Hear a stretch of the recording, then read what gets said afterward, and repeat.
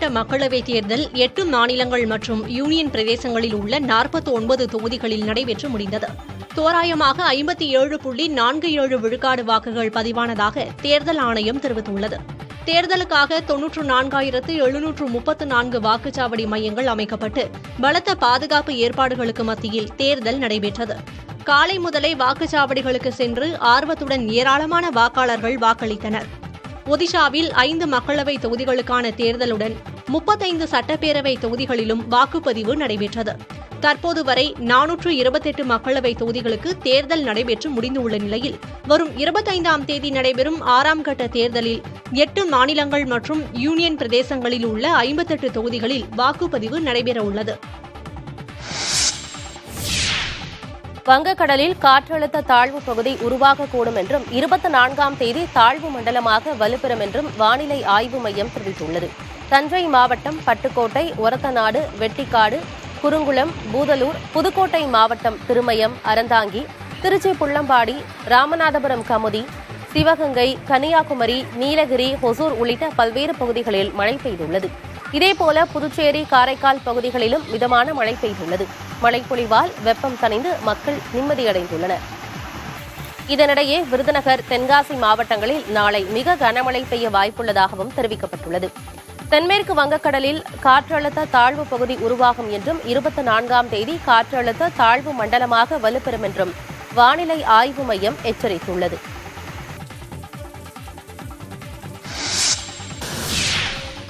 கேரளாவில் 3 மாவட்டங்களில் அதி கனமழைக்கான எச்சரிக்கை விடுக்கப்பட்டுள்ளது.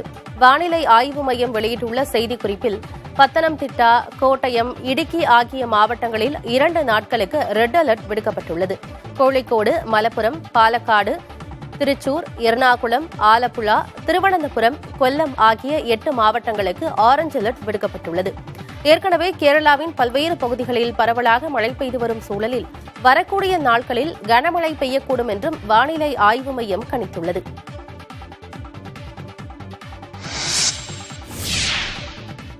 கஞ்சா வைத்திருந்ததாக தொடரப்பட்ட வழக்கில் சவுக்கு சங்கரை 2 நாட்கள் காவலில் எடுத்து விசாரிக்க மதுரை நீதிமன்றம் அனுமதி வழங்கியுள்ளது. பெண் காவலர் குறித்து அவதூறு பேசியதாக யூடியூபர் சவுக்கு சங்கரை கோவை சைபர் கிரைம் காவல்துறை கைது செய்தபோது அவர் தங்கியிருந்த அறையில் கஞ்சா இருந்தது கண்டறியப்பட்டது. கஞ்சா வைத்திருந்ததாக சவுக்கு சங்கர் மீது தேனி மாவட்ட காவல்துறை வழக்கு பதிவு செய்தது. இந்த வழக்கு மதுரை மாவட்ட போதைப்பொருள் தடுப்பு சிறப்பு நீதிமன்றத்தில் விசாரணைக்கு வந்தபோது சவுக்கு சங்கர் நேரில் ஆஜர்படுத்தப்பட்டார். அப்போது சவுக்கு சங்கரை 7 நாட்கள் காவலில் எடுக்க தேனி மாவட்ட காவல்துறை அனுமதி கோரியது. ஆனால் 2 நாட்கள் காவலில் எடுத்து விசாரிக்க அனுமதி வழங்கிய நீதிபதி 3 வேளைகளிலும் சவுக்கு சங்கரை அவரது வழக்கறிஞர்கள் சந்திக்கலாம் என்றும் உத்தரவிட்டார். இதனிடையே ரெட்பிக்ஸ் யூடியூப் சேனல் உரிமையாளர் ஃபெலிக்ஸ் ஜெரால்டுக்கு 1 நாள் போலீஸ் காவல் வழங்கப்பட்டுள்ளது. பெண் காவலர்களை அவதூறாக சவுக்கு சங்கர் பேசிய காணொலியை ஒளிபரப்பு செய்த வழக்கில் ஃபெலிக்ஸை 1 நாள் காவலில் விசாரிக்க திருச்சி குற்றப்பிரிவுக்கு திருச்சி நீதிமன்றம் அனுமதி வழங்கியுள்ளது.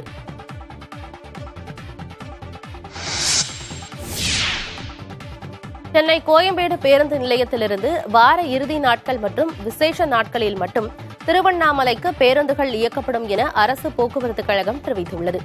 அரசு போக்குவரத்துக் கழகத்தின் விழுப்புரம் கோட்டம் சார்பில் கிளாம்பாக்கம் பேருந்து நிலையத்திலிருந்து திருவண்ணாமலைக்கு பேருந்துகள் இயக்கப்பட்டு வருகின்றன. திருவண்ணாமலை செல்வோரில் பெரும்பாலானோர் கோயம்பேடு மார்க்கெட் மற்றும் சுற்றுவட்டார பகுதிகளில் பணி செய்து வருவதால் திருவண்ணாமலை வழித்தட பேருந்துகளை கோயம்பேட்டிலிருந்து இயக்க வேண்டும் என கோரிக்கை வைத்தனர். இதைத் தொடர்ந்து வரும் 24ஆம் தேதி முதல் வெள்ளி, சனி ஆகிய வார இறுதி நாட்கள் மற்றும் ஒவ்வொரு மாதமும் பௌர்ணமியை முன்னிட்டு சோதனை அடிப்படையில் பேருந்துகள் இயக்கப்பட உள்ளதாக தெரிவிக்கப்பட்டுள்ளது. இதன்படி கோயம்பேடு பேருந்து நிலையத்திலிருந்து காஞ்சிபுரம், வந்தவாசி வழியாக இயக்கப்பட்டு வரும் பேருந்துகளுடன் கூடுதலாக சிறப்பு பேருந்துகளும் ஆற்காடு, ஆரணி வழியாகவும் திருவண்ணாமலைக்கு சிறப்பு பேருந்துகள் இயக்கப்படும் என தெரிவிக்கப்பட்டுள்ளது. கொரோனாக்கான கோவாக்சின் தடுப்பூசி எடுத்துக் கொண்டவர்களில் 30% பேருக்கு பக்க விளைவுகள் ஏற்பட்டதாக பனாரஸ் இந்து பல்கலைக்கழகம் நடத்திய ஆய்வில் தெரிவிக்கப்பட்டுள்ளது.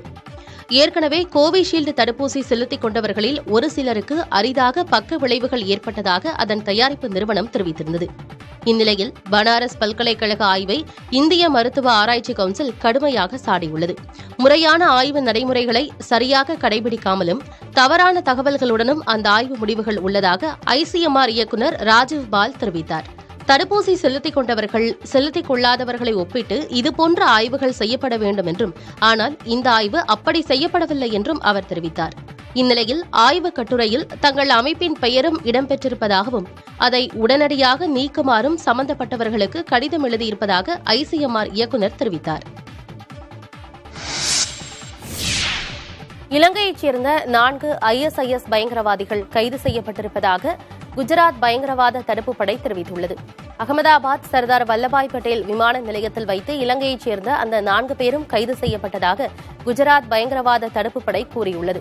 இவர்கள் 4 பேரும் இலங்கையிலிருந்து சென்னை வழியாக அகமதாபாத் வந்ததாகவும் அவர்கள் பாகிஸ்தான் தயாரிப்பு ஆயுதங்களை பெற வந்த நிலையில் சிக்கிக் கொண்டதாகவும் தெரிவிக்கப்பட்டுள்ளது. பாகிஸ்தானிலிருந்து அதிக அளவில் கடல் வழியாக கடத்தி வரப்படும் போதைப் பொருட்கள் குஜராத்தில் தொடர்ச்சியாக கைப்பற்றப்பட்டு வரும் நிலையில் தற்போது பயங்கரவாதிகள் கைது செய்யப்பட்டுள்ளனர்.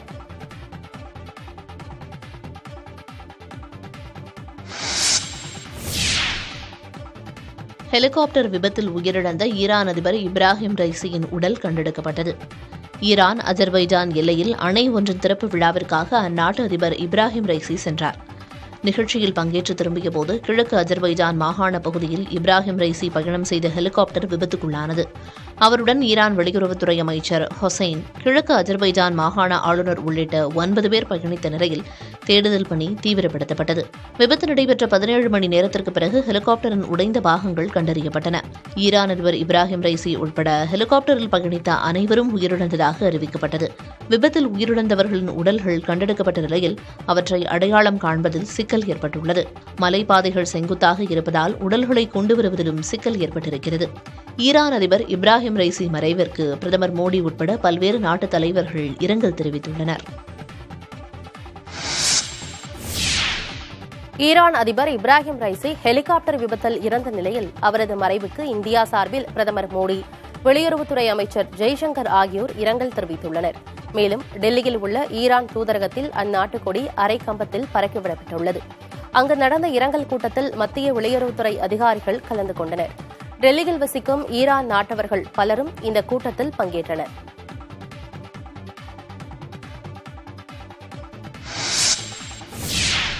இஸ்ரேல் பிரதமர் பெஞ்சமின் நெதன்யாகு உள்ளிட்டோருக்கு சர்வதேச குற்றவியல் நீதிமன்றத்தால் பிடியாணை பிறப்பிக்கப்பட்டுள்ளது. இஸ்ரேல் நாடு பாலஸ்தீனம் மீது தாக்குதல் நடத்தியது. ஹமாஸ் படை விவகாரத்தில் தாக்குதல் நடத்தப்படுவதாக கூறப்பட்ட நிலையில் காசாவில் இருந்த அப்பாவி மக்களும் பாதிக்கப்படுவதாக குற்றம் சாட்டப்பட்டது. இந்த நிலையில் சர்வதேச குற்றவியல் நீதிமன்றம் இஸ்ரேல் பிரதமர் பெஞ்சமின் நெதன்யாகு, பாதுகாப்புத்துறை அமைச்சர் யோவ் கலனுக்கு பிடியாணை உத்தரவு பிறப்பித்துள்ளது.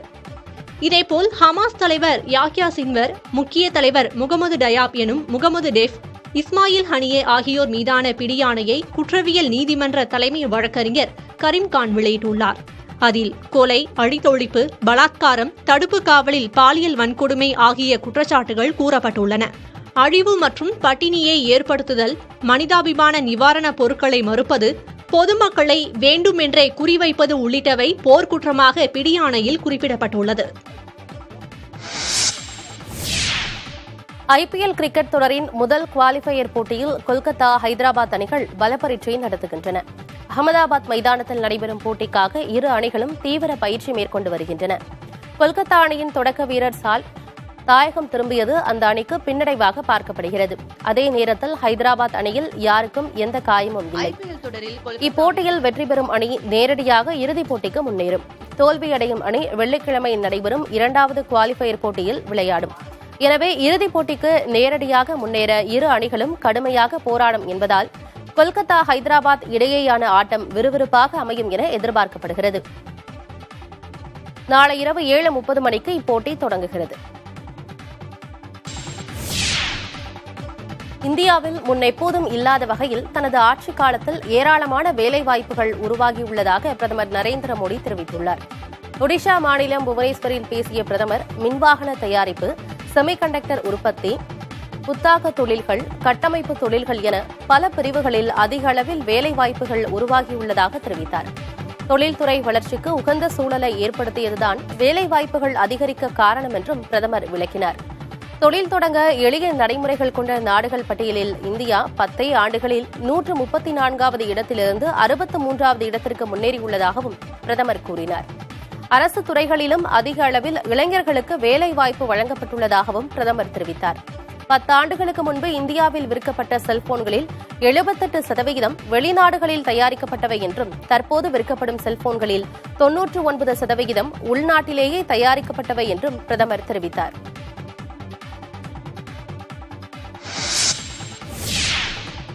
தமிழக கடலோர பாதுகாப்பை உறுதிப்படுத்த சாகர் கவச் பாதுகாப்பு ஒத்திகை தொடர்பாக தலைமைச் செயலாளர் சிவதாஸ் மீனா ஆலோசனை மேற்கொண்டார். தலைமைச் செயலகத்தில் நடைபெற்ற இந்த கூட்டத்தில் நடப்பாண்டுக்கான சாகர் கவச் பாதுகாப்பு ஒத்திகை நிகழ்ச்சியை எப்போது, எப்படி நடத்துவது, அதற்கான ஏற்பாடுகள் உள்ளிட்டவை குறித்து அதிகாரிகளுடன் அவர் ஆலோசித்தார். இதில் பொதுத்துறை செயலாளர் நந்தகுமார், கடலோர காவல் குழும கூடுதல் டிஜிபி சந்தீப் மிட்டல், கடலோர காவல்படை டிஐஜி ஜெயந்தி மற்றும் ரயில்வே சுங்கத்துறையைச் சேர்ந்த அதிகாரிகள் உள்ளிட்டோர் கலந்து கொண்டனர். கடந்த 2008ஆம் ஆண்டு கடல் வழியாக மும்பையில் புகுந்து தீவிரவாதிகள் நடத்திய தாக்குதலை தொடர்ந்து ஒவ்வொரு ஆண்டும் கடலோர பாதுகாப்பை உறுதிப்படுத்தும் விதமாக சாகர் கவச் பாதுகாப்பு ஒத்திகை நிகழ்ச்சி நடத்தப்பட்டு வருகிறது.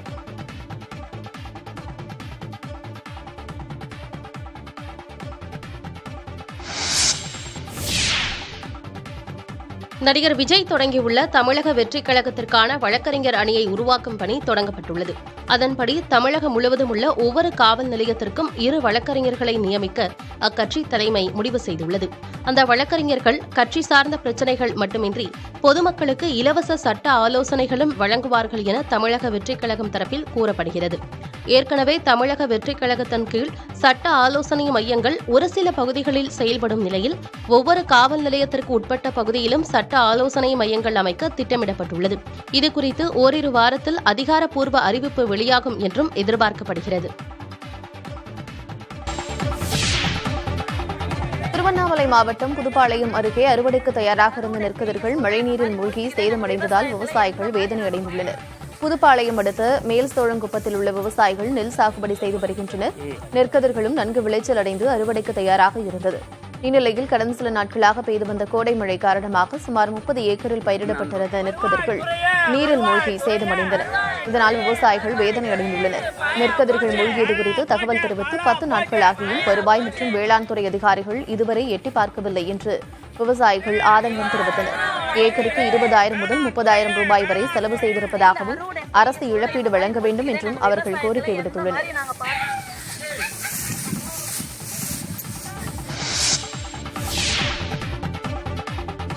தஞ்சை மாவட்டம் திருவையாறு பகுதியில் பெய்த கனமழையால் எள் செடிகள் சாயும் நிலை ஏற்பட்டுள்ளதால் விவசாயிகள் வேதனையடைந்துள்ளனர். திருவையாறு அருகே புனவாசல், விளாங்குடி, பெரும்புலியூர், செம்மங்குடி, அணைக்குடி, வில்லியனூர் உட்பட 10க்கும் மேற்பட்ட கிராமங்களில் 1000க்கும் மேற்பட்ட ஏக்கரில் கோடை பயிராக எள் சாகுபடி செய்யப்பட்டிருக்கிறது. 20 நாட்களில் அறுவடை செய்ய உள்ள நிலையில் நேற்று இரவு பெய்த கனமழையால் வயலில் தண்ணீர் சூழ்ந்து எள் செடிகள் சாய்ந்து அழியக்கூடிய நிலை ஏற்பட்டுள்ளதாக விவசாயிகள் தெரிவிக்கின்றனர். பாதிக்கப்பட்ட பயிர்களை அதிகாரிகள் ஆய்வு செய்து உரிய நிவாரணம் வழங்க நடவடிக்கை எடுக்க வேண்டும் என்று விவசாயிகள் கோரிக்கை விடுத்துள்ளனர்.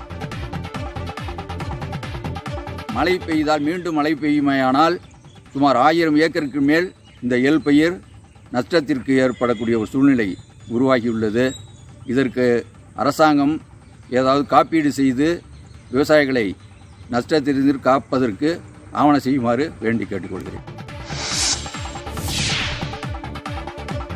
கன்னியாகுமரியில் தொடர் மழை காரணமாக பேச்சிப்பாறை கோதையாற்றின் குறுக்கே உள்ள தற்காலிக சாலை துண்டிக்கப்பட்டதால் போக்குவரத்து பாதிக்கப்பட்டுள்ளது. ஆற்றின் குறுக்கே உள்ள பாலத்தை விரிவுபடுத்தும் பணிகள் கடந்த சில நாட்களுக்கு முன்பு தொடங்கப்பட்டன. இதனால் கோதையாறு வழியாக தற்காலிக சாலை அமைக்கப்பட்டது. தற்போது பெய்து வரும் தொடர் மழையால் பேச்சிப்பாறை அணையிலிருந்து உபரி நீர் திறந்துவிடப்பட்டுள்ளதால் தற்காலிகமாக அமைக்கப்பட்டுள்ள சாலையில் தண்ணீர் பெருக்கெடுத்து ஓடுகிறது. இதனால் சாலை துண்டிக்கப்பட்டதால் அந்த பகுதி மக்கள் பல கிலோமீட்டர் தூரம் வரை சுற்றிச் செல்ல வேண்டியுள்ளதாக தெரிவித்துள்ளனர். தற்போது பேச்சிப்பாறை அணைப்பகுதி வழியாக மக்கள் நடந்து செல்வதற்கு மட்டும் அனுமதி வழங்கப்பட்டுள்ளது.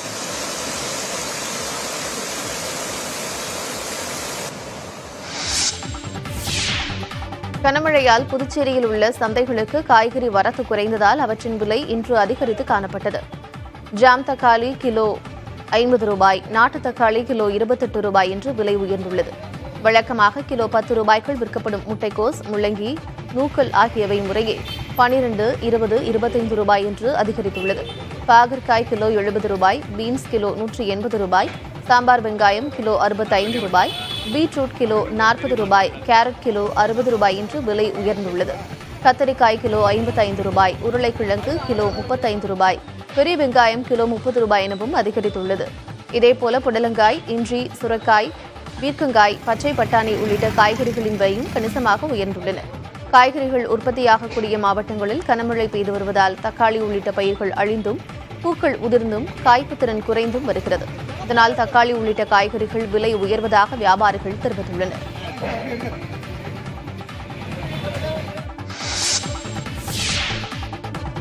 மதுரையில் பொழிந்து வரும் கனமழையால் மாட்டுத்தாவணி காய்கறி சந்தையில் சேறு நிறைந்து காணப்படுவதோடு பல லட்சம் ரூபாய் மதிப்புள்ள காய்கறிகள் விற்பனையாகாமல் தேங்கியுள்ளன.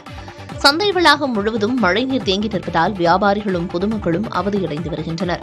டெங்கு கொசு உற்பத்தியாகும் நிலையில்தான் கடைகளை நடத்த வேண்டியிருப்பதாக காய்கறி வியாபாரிகள் வேதனை தெரிவிக்கின்றனர். சேராக உள்ள சந்தைக்கு வந்து செல்வதில் பொதுமக்களும் கடும் இடையூறுகளை எதிர்கொள்கின்றனர்.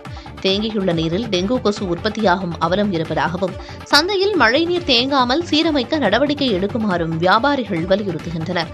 சந்தையில் சேரும் கழிவுகளை நாள்தோறும் அகற்ற மாநகராட்சி நிர்வாகம் நடவடிக்கை எடுக்குமாறும் வலியுறுத்துகின்றனர். கிருஷ்ணகிரி மாவட்டம் ஓசூர் அருகே தென்பெண்ணை ஆற்றில் கடந்த 8 நாட்களாக ரசாயன நுரை பொங்கிச் செல்வதால் விவசாயிகளும் பொதுமக்களும் வேதனை அடைந்துள்ளனர். கர்நாடக மாநிலத்தில் தென்பெண்ணை ஆற்றின் நீர்பிடிப்பு பகுதிகளில் பெய்து வரும் தொடர் மழையால் ஓசூர் கெலவரப்பள்ளி அணைக்கு நீர்வரத்து அதிகரித்துள்ளது. இந்நிலையில் கடந்த 13ஆம் தேதி ஓசூர் கெலவரப்பள்ளி அணையில் இருந்து தென்பெண்ணை ஆற்றில் திறக்கப்பட்ட நீரில் அதிக அளவு ரசாயன நுரை சென்றது. இதனைத் தொடர்ந்து கடந்த 8 நாட்களாக ஆற்றில் ரசாயன நுரை பொங்கிச் செல்கிறது. அணையின் கீழ்மதையில் உள்ள ஒரு இடத்திலிருந்து தண்ணீர் வெளியேற்றப்பட்டு வரும் நிலையில் அதிக அளவு நுரை பொங்கிச் செல்வதால் விவசாயிகளும் பொதுமக்களும் வேதனை அடைந்துள்ளனர்.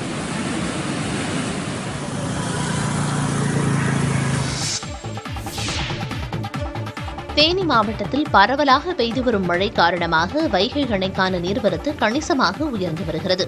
தேனி, மதுரை, திண்டுக்கல், சிவகங்கை, ராமநாதபுரம் ஆகிய 5 தென் மாவட்டங்களின் குடிநீருக்கும் விவசாயத்திற்கும் முக்கிய ஆதாரமாக வைகை அணை விளங்கி வருகிறது. நீர்வரத்தின்றி இதன் நீர்மட்டம் தொடர்ந்து சரிந்து வந்த நிலையில் மேற்கு தொடர்ச்சி மலைப்பகுதிகளில் பொழியும் கோடை மழை காரணமாக அணைக்கான நீர்வரத்து கணிசமாக அதிகரித்துள்ளது. அதன்படி நேற்று காலை அணைக்கான நீர்வரத்து வினாடிக்கு வெறும் 60 கன அடியாக மட்டுமே இருந்த நிலையில் தற்போது வினாடிக்கு 338 கன அடியாக அதிகரித்துள்ளது. மேலும் பாசனம் மற்றும் குடிநீருக்காக 824 கன அடி நீர் வெளியேற்றப்படுகிறது. இதனால் பாசன விவசாயிகள் மகிழ்ச்சியடைந்துள்ளனர். நடப்பாண்டில் மியூச்சுவல் ஃபண்ட் நிறுவனங்கள் இந்திய பங்குச்சந்தைகளில் சுமார் 1,30,000 கோடி ரூபாயை முதலீடு செய்துள்ளது பங்குச்சந்தை ஒழுங்குமுறை ஆணையமான செபியின் புள்ளி விவரங்கள் வாயிலாக தெரியவந்துள்ளது. இந்தியாவில் மியூச்சுவல் ஃபண்டுகளில் நாளுக்கு நாள் முதலீடுகள் அதிகரித்து வருகின்றன. மியூச்சுவல் ஃபண்டுகளில் நீண்டகால அடிப்படையில் SIP முறையில் முதலீடு செய்வதில் சிறு முதலீட்டாளர்களும் ஆர்வம் காட்டி வருகின்றனர். இந்நிலையில் 2024ஆம் ஆண்டு தொடக்கம் முதல் மே மாதத்தின் 2 வாரங்கள் வரை மியூச்சுவல் ஃபண்டுகள் இந்திய பங்குச்சந்தைகளில் சுமார் 1,30,000 கோடி ரூபாயை முதலீடு செய்துள்ளன. ஜனவரியில் 23,010 கோடி ரூபாயையும், பிப்ரவரியில் 14,295 கோடி ரூபாயையும் மியூச்சுவல் ஃபண்டுகள் பங்குச்சந்தைகளில் முதலீடு செய்துள்ளன. மார்ச் மாதத்தில் அதிகளவாக 44,233 கோடி ரூபாயையும், ஏப்ரலில் 20,155 கோடி ரூபாயையும், மே மாதத்தின் 2 வாரங்களில் 26,038 கோடி ரூபாயையும் முதலீடு செய்திருப்பது செபியின் புள்ளி விவரங்கள் வாயிலாக தெரியவந்துள்ளது. பொருட்களுக்கான வரியை உயர்த்தினால் மட்டுமே நிதியுதவி அளிக்க முடியும் என்று பாகிஸ்தானுக்கு சர்வதேச நிதியம் நிபந்தனை விதித்துள்ளதாக தகவல் வெளியாகியுள்ளது. கடுமையான பொருளாதார நெருக்கடியில் தவித்து வரும் பாகிஸ்தான் அதிலிருந்து மீள IMF எனப்படும் சர்வதேச நிதியத்தின் உதவியை நாடியுள்ளது. இது தொடர்பான பேச்சுவார்த்தைகள் இறுதிக்கட்டத்தை எட்டியுள்ள நிலையில் சில நிபந்தனைகளை IMF விதித்துள்ளதாக தெரியவந்திருக்கிறது. குறிப்பாக பொருட்களுக்கு விற்பனை வரியை உயர்த்துதல், அதிக ஓய்வூதியம் வாங்குபவர்களுக்கு வரி விதித்தல் போன்ற நிபந்தனைகளை IMF விதித்துள்ளதாக கூறப்படுகிறது. இது தவிர அரசின் 3 காப்பீட்டு நிறுவனங்களை தனியாருக்கு தர வேண்டும் என்பது போன்ற நிபந்தனைகளும் விதிக்கப்பட்டுள்ளதாக தகவல் வெளியாகியிருக்கிறது.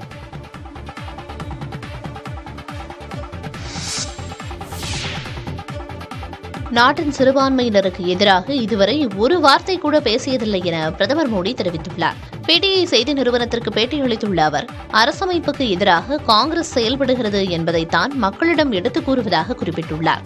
தன்னுடைய தனிப்பட்ட வாழ்க்கை மற்றும் பணியை பற்றி மக்களுக்கே நன்றாக தெரியும் என்றும் 100 வயதான தனது தாயார் கடைசி நாட்களை அரசு மருத்துவமனையில்தான் கழித்தார் எனவும் கூறியுள்ளார். தவறான நோக்கத்துடன் எந்த முடிவையும் எடுப்பதில்லை என்பதை மக்களிடம் ஏற்கனவே கூறியிருப்பதாகவும் பிரதமர் மோடி தெரிவித்துள்ளார். இந்த முறை தென் மாநிலங்களில் பாஜக மிகப்பெரிய கட்சியாக உருவெடுக்கும் என குறிப்பிட்டுள்ள பிரதமர் மோடி அங்கு பாஜக மற்றும் அதன் கூட்டணி கட்சிகள் அதிக தொகுதிகளை வெல்லும் என்று நம்பிக்கை தெரிவித்துள்ளார். உச்சநீதிமன்றத்தில் வழக்கிற்கு முறையாக தயாராகாமல் இருந்த வழக்கறிஞருக்கு 10,000 ரூபாய் அபராதம் விதிக்கப்பட்டது. நீதிபதி பெலா திரிவேதி தலைமையிலான கோடை விடுமுறை கால சிறப்பு அமர்வில் பிணை கோரும் வழக்கு தொடர்பாக வழக்கறிஞர் ஒருவர் ஆஜரானார்.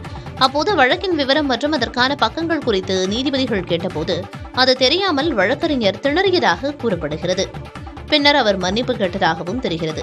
உச்சநீதிமன்றத்தில் ஒரு வழக்கின் விசாரணைக்கு முறையாக தயாராகாமல் மன்னிப்பு கேட்பதை ஏற்றுக்கொள்ள முடியாது என்ற நீதிபதிகள் நீதிமன்றத்தின் நேரத்தை வீணடிப்பதை ஏற்க முடியாது என கூறி அவ்வழக்கறிஞருக்கு 10,000 ரூபாய் அபராதம் விதித்தனர்.